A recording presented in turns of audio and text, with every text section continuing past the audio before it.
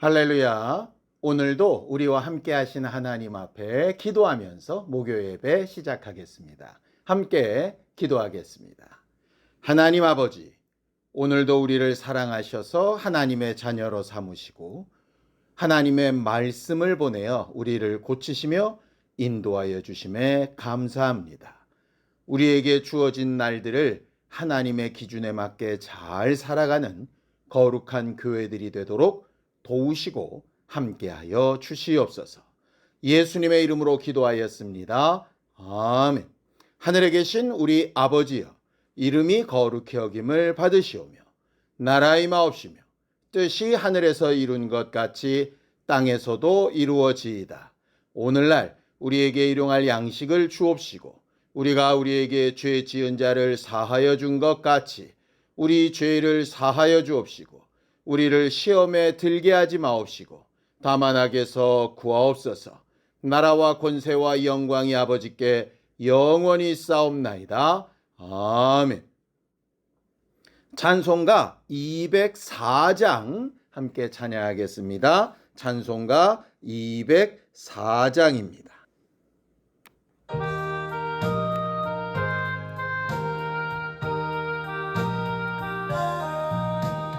주의 말씀 듣고서 준행하는 자는 반석 위에 터닫고 집을 지음 같아.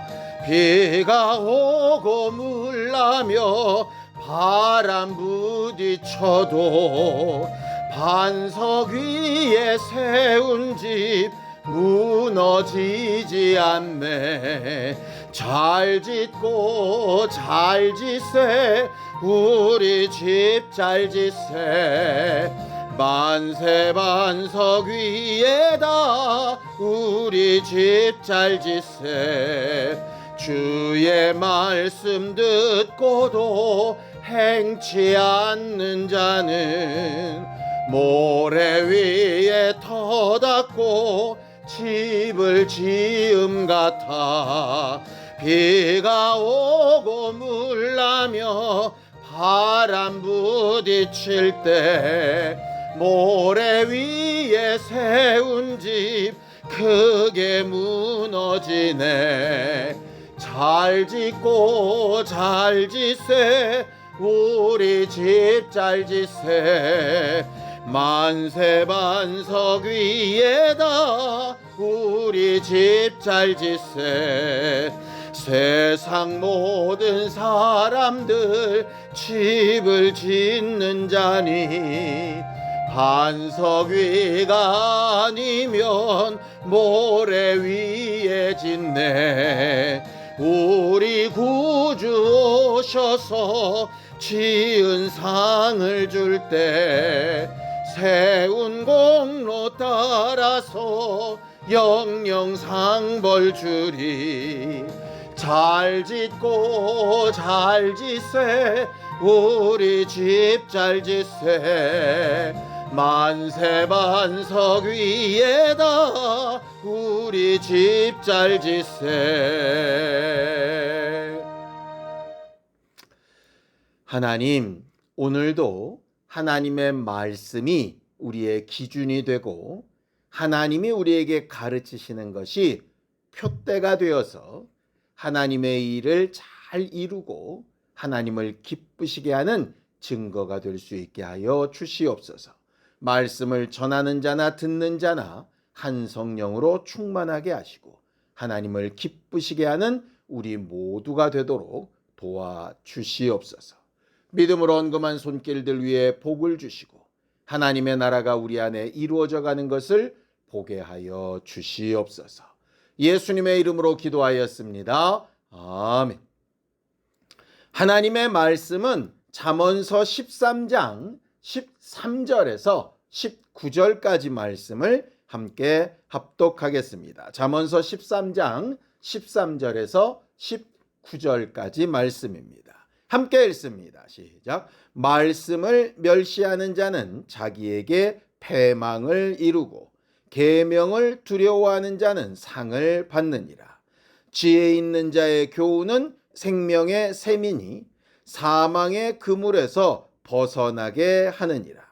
선한 지혜는 은혜를 베푸나 사악한 자의 길은 험하니라. 무릇 슬기로운 자는 지식으로 행하거니와 미련한 자는 자기의 미련한 것을 나타내느니라. 악한 사자는 재앙에 빠져도 충성된 사신은 양약이 되느니라. 훈계를 저버리는 자에게는 궁핍과 수욕이 이르거니와 경계를 받는 자는 존영을 받느니라. 소원을 성취하면 마음이 달아도 미련한 자는 악에서 떠나기를 싫어하느니라. 우리 하나님은 우리를 만드시고 우리를 통해서 하나님의 뜻이 이루어지기를 원하시는 하나님이십니다. 하나님의 뜻이 뭡니까? 하나님의 살아계심을 나타내고 증거하며 하나님이 하신 일들을 찬양하는 것이 바로 하나님의 뜻이지요. 그 일을 우리에게 직분으로 맡기셨습니다.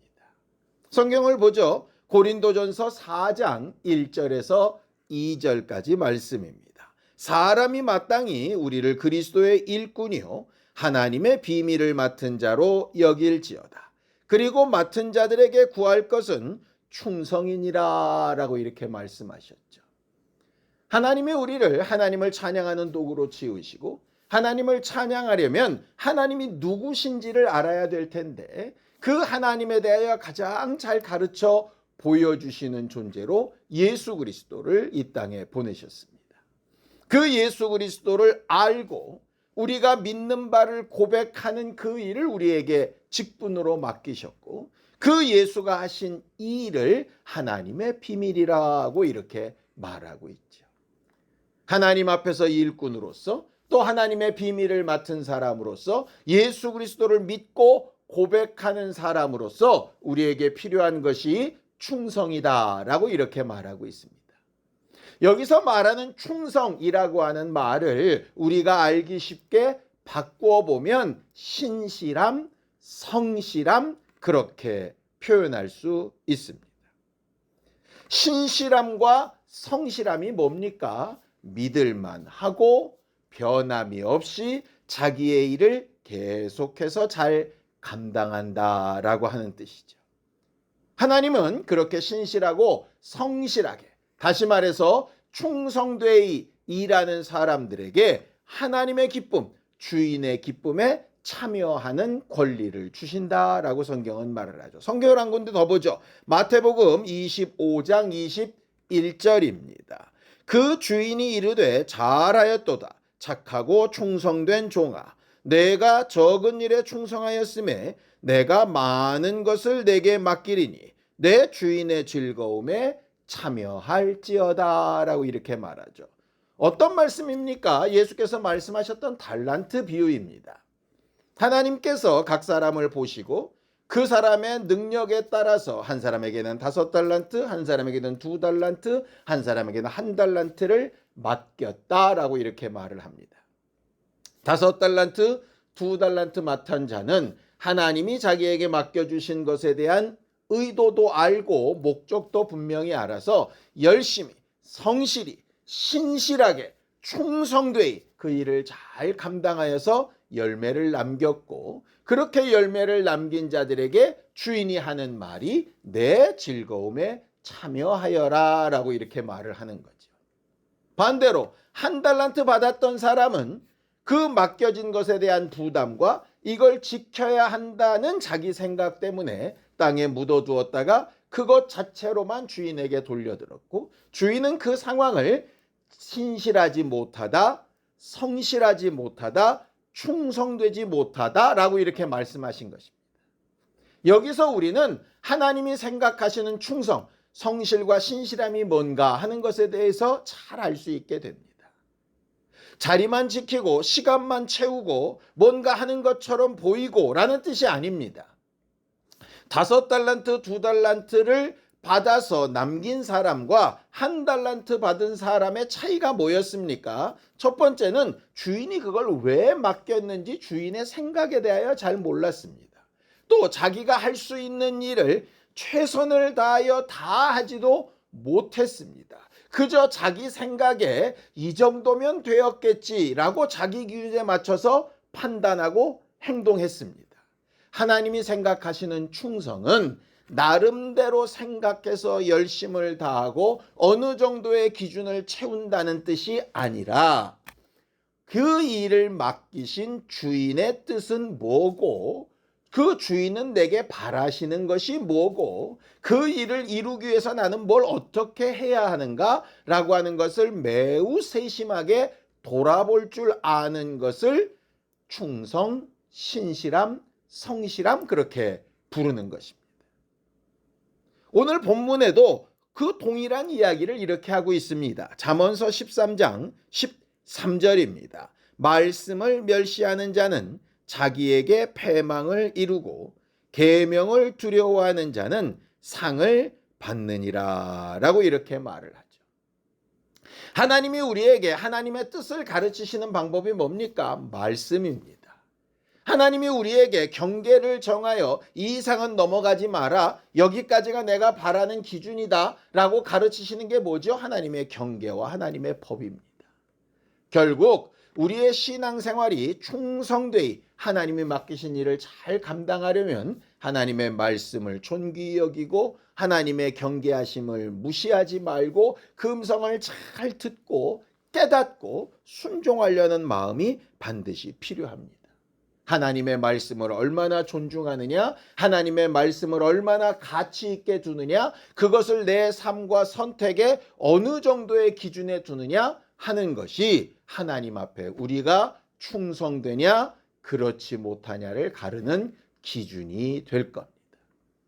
결국 우리가 기도하면서 하나님 내 생각에 이렇게 됐으면 좋겠습니다. 저렇게 됐으면 좋겠습니다. 이건 옳습니다. 이건 틀립니다. 말할 수 있지만 하나님 앞에 우리에게 가장 중요한 것은 뭐냐 하면 하나님 이 상황에서 나는 어떤 기준으로 살아야 할까요? 어떻게 하는 것이 하나님의 뜻에 맞는 일입니까? 하나님을 기쁘시게 하고 하나님의 즐거움에 참여하기 위해서 나는 어떤 기준으로 어떤 행동을 언제까지 해야 됩니까? 라고 묻고 인도받는 것이 매우 필요하다는 것이죠.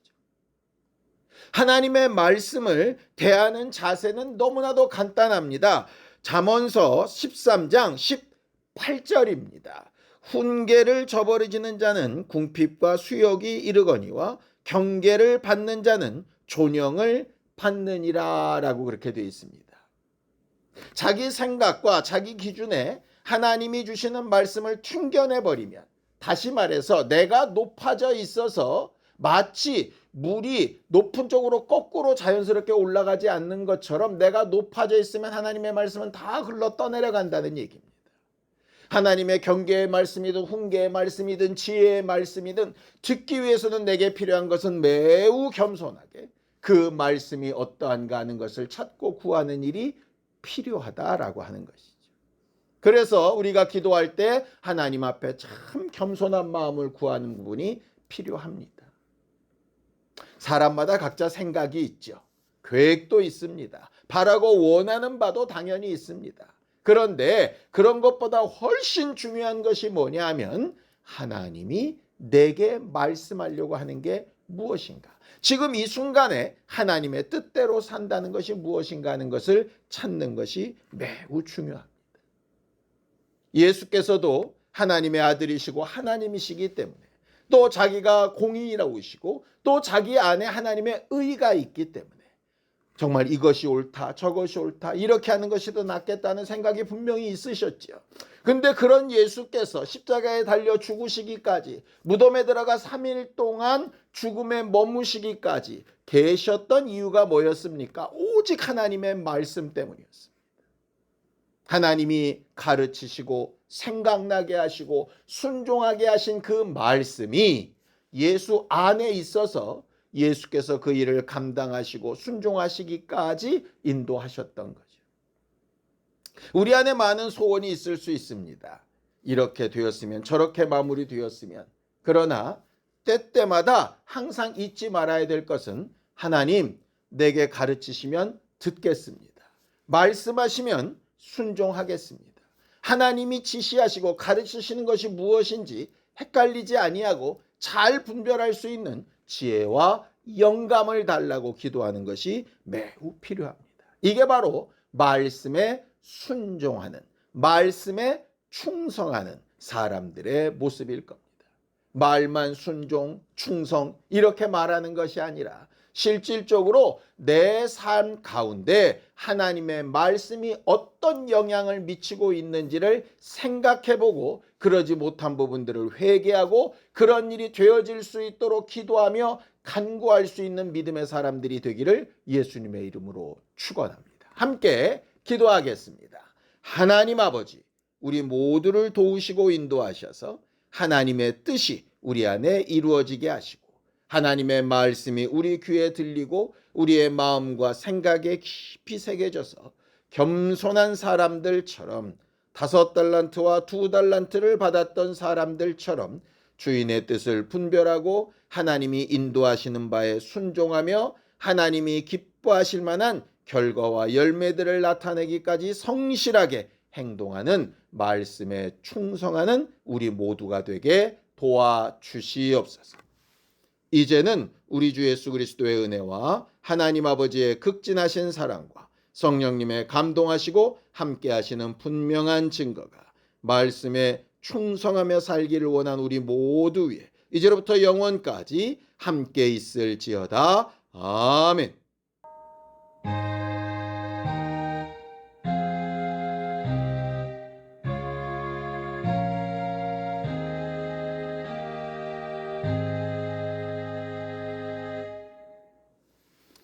우리가 잘 순종해야 될 말씀을 듣고 행할 수 있도록 함께 기도하겠습니다.